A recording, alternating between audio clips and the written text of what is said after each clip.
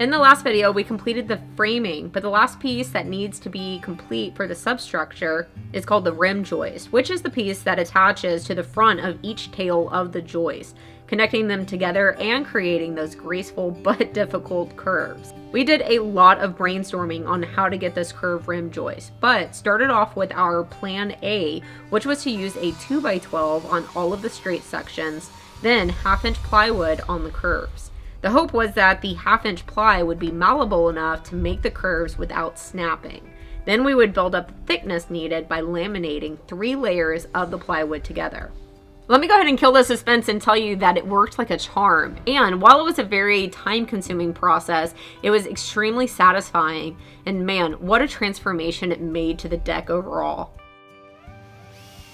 We would start by cutting full sheets of plywood into strips, utilizing the top half of the scaffolding as a large workbench and outfeed table. Actually, this was often used as a walking platform when working on this side of the deck as well. Anyways, after cutting strips, we would pick out and use the ones with the clearest grain. We noticed that any strips with crazy grain orientation would want to snap under pressure. Sure, you could always curve the back, but instead we stuck with clear grain pieces and didn't have a single one fail on the install. The first layer of the strip would then need to be cut to the needed length so that it would end at the center of the joist. Then to start attaching it, each joist tail was coated in a quick drying construction adhesive. Then the start of the board could be attached with a few screws and a heavy duty metal clamp, while the majority of the board would be held out straight. Now deploy all of the other clamps you have and then some to start making the curve. As one of us would make the bend, the other would be setting clamps to keep it bent or driving in screws if that was enough to hold it. It really depended on the radius we were working with. I don't know if you can make it out, but the straight 2x12s have a half lap on both ends. And you'll see how this comes into play in just a few minutes. But the first layer of 1/2 inch ply butted up against the half lap on this side. Then the other half on the joist at the other end, which is where another first layer started. Once the entire curve had the first layer established, now we repeated the process but with layer 2. This is where the plywood strip would start on top of the half lap of that straight 2x12, which helps join things together by tying it in. On this layer, we tried to leave the strips as long as we could go, only cutting something shorter if the seam lined up too close with the lower layer seam. After getting the entire second layer attached with construction adhesive, clamps, and screws, we repeated for a third time on layer 3. Again, being mindful to stagger the seams. We were also really diligent about looking for gaps. The larger clamps did a great job at holding the big spaces closed, but some areas required quite a few smaller clamps in between to really close all of the gaps. So after getting the bolt curve in place, we double checked both the top and bottom seam to see where it needed extra persuasion. After getting a curve done, Jake went back and added in a few bolts to the connection between the 2x12 straight rim and the laminated ply rim. We started off with the tightest and hardest radius, then moved out from there. While everything else was more simple, it was still a pretty time-consuming process. It took us 2 days to get them all set. None of us minded though. I honestly was fascinated by the process and was also extremely giddy about the drastic change it was making. You know the great thing about building a deck in the trees? I'll always be able to see the intricate and beautiful framing of it. The framing of a structure is one of my favorite things to look at, so I'm so happy I have a way of being able to see this one forever. But enough of that. With the rim joist done, it's on to the next major step of the project, which is covering up the substructure with decking.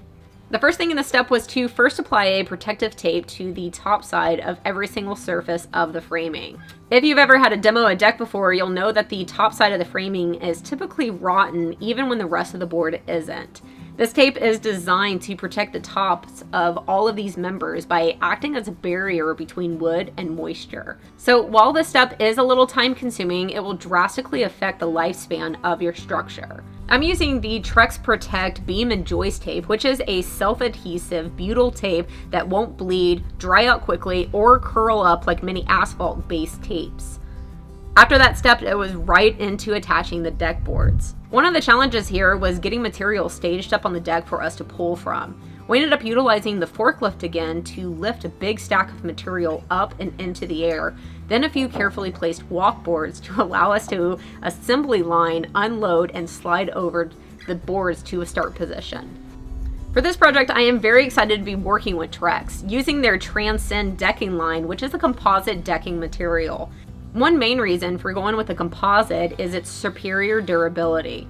Unlike wood and even many PVC options, high-performance Trex decking resists fading, scratching, and mold, and it won't rot, warp, crack, or splinter. Another huge high point is high-performance Trex composites retain their beauty for decades with minimal upkeep, meaning I won't ever have to sand or refinish this massive surface.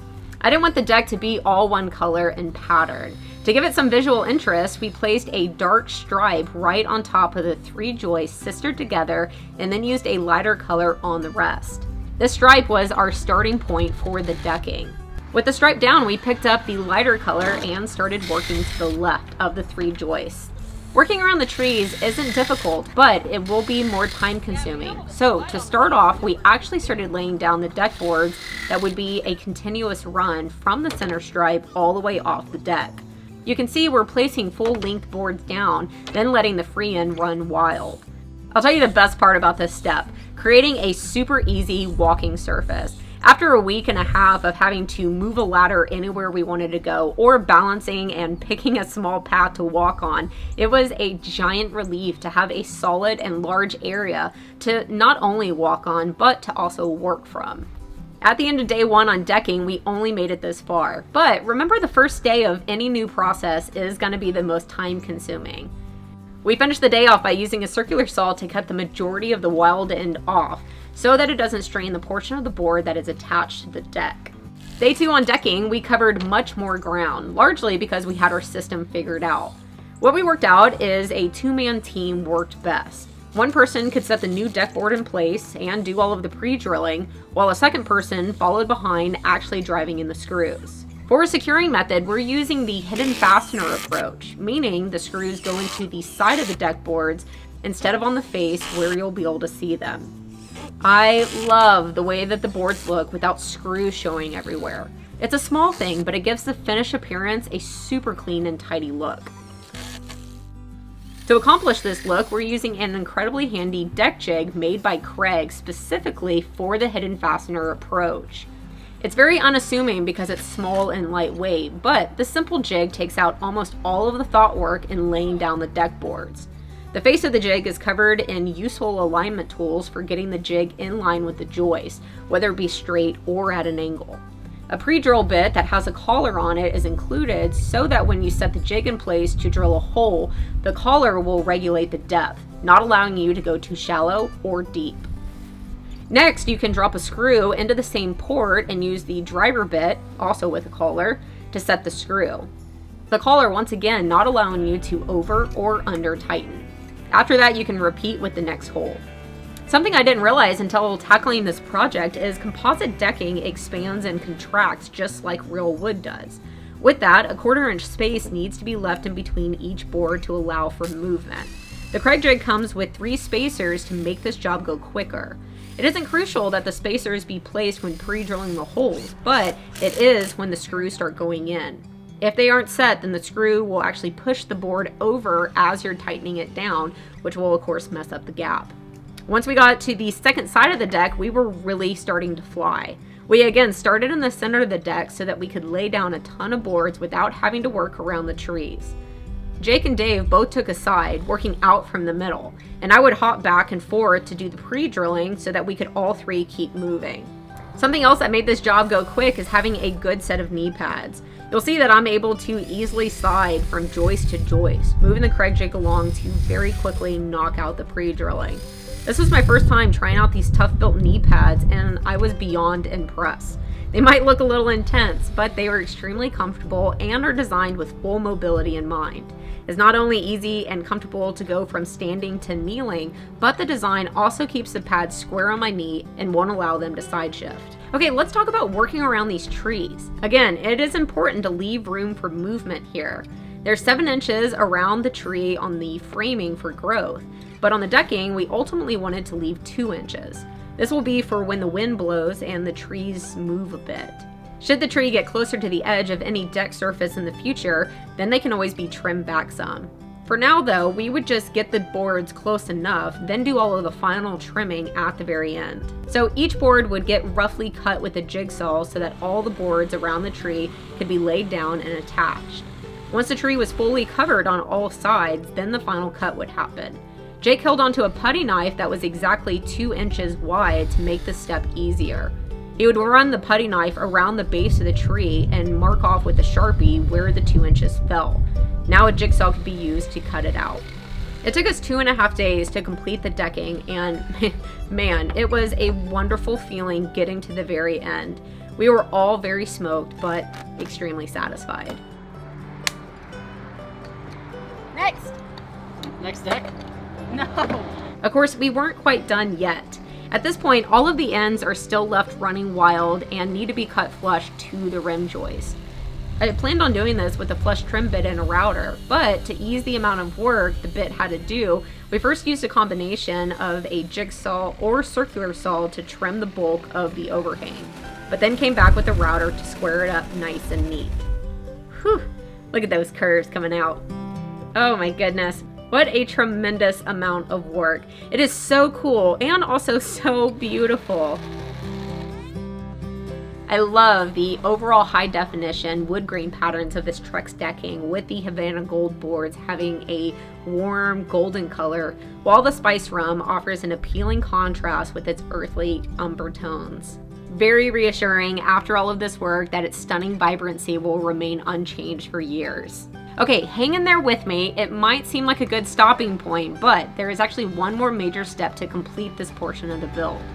Fascia, which is the board that will cover up the face of the wooden rim joist. So, more curves. Thankfully, this Trex composite decking is flexible and didn't have any issues with the job. The fascia boards might look like the same, but they're actually slightly thinner than the deck boards. For color, I went with the darker color of the stripe on the deck, which is the Spice Rum. This way, when looking at the deck from the top, the Havana Gold will be outlined with this darker color.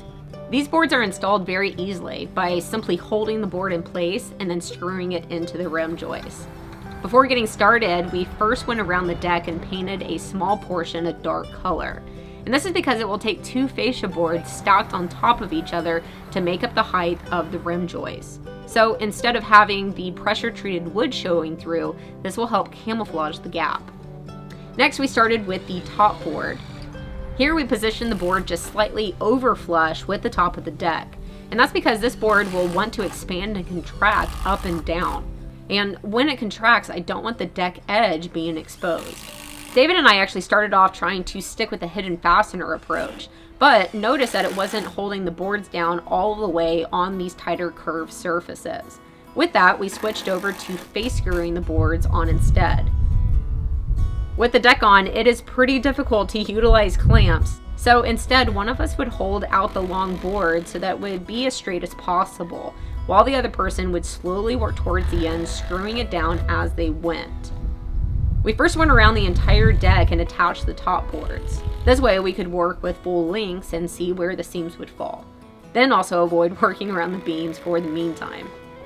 On the second pass, we repeated the process, but on the bottom. Here, the main thing we looked for is to once again make sure the seams would be staggered. This step of the process went very quick, and we were able to complete the entire fascia in just a single day. Would you take a look at that?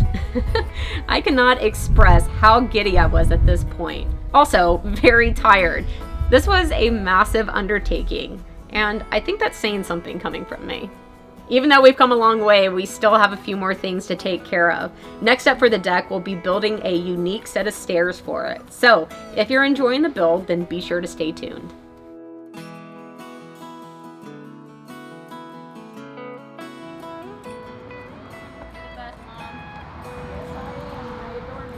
We're gonna put $1 in this after to tip you. Mama gets 20.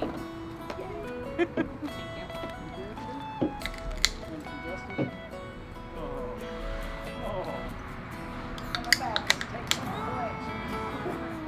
Bring it in, bring it in.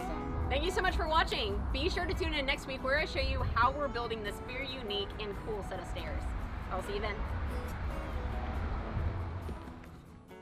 Thank you so much for checking out this video. Be sure to also check out my website because I sell lots of useful things, such as these fraction and decimal charts.